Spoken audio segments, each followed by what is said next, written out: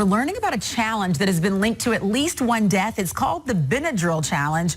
Dr. Caudle joins us now to discuss. Dr. Jen, good morning to you. Good morning to you. So Benadryl, typically, I take it for allergies, but it appears some teens are abusing it. What have you learned about this? Right. Well, that's exactly the problem. And you're right, Lauren. Benadryl is a sedating antihistamine. It's a medication that often many people take for seasonal allergies, hay fever-like symptoms, and or like allergic reactions and maybe some other things. It should only be used as it is supposed to be used. And yes, I have learned, and we've seen that apparently some people are taking Benadryl as part of a challenge on TikTok to hallucinate if they take a certain amount. Lauren, this is dangerous, and this could be potentially downright deadly. Yeah, we've heard of at least one case. Dr. Jen, what can happen to these teenagers if they overdose or take too much of the Benadryl?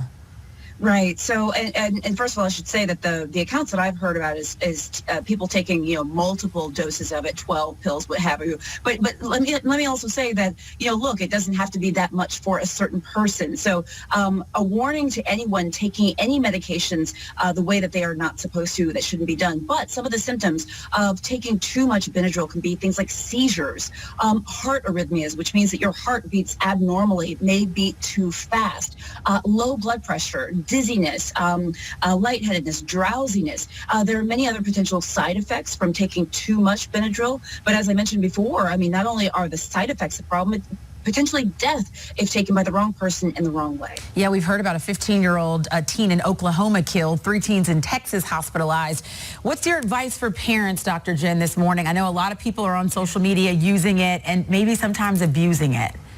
That's right. So social media can be an amazing tool to communicate and do so many other things. But this is the part of social media that is scary and potentially dangerous. Parents, you need to talk to your kids about this Benadryl challenge on TikTok and talk to them about any other challenges they have seen and what they're experiencing on social media.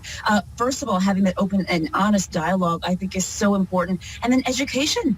We have to keep educating people that it is not okay to take medications, prescription or otherwise, or over the counter, and doses that are simply not recommended. And Dr. Jen, you know this all too well. We always hear this story, be careful what you have in your medicine cabinet, because kids go there to become adventurous, and you think something as innocent as an allergy medication would not even pose a problem.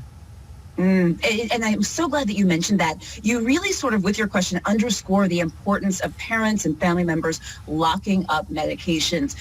Nowadays, it's not good enough just to have meds, whether they're prescription or over the counter, just in a medicine cabinet. You really should keep that locked, to be honest with you, so that it's not just teens, right? But we're also talking about little kids and babies inadvertently getting into medications and having accidental poisonings and things of that nature. So we just want to keep these medications safe. All right. A good warning from Dr. Caudle. Thanks so much for joining us.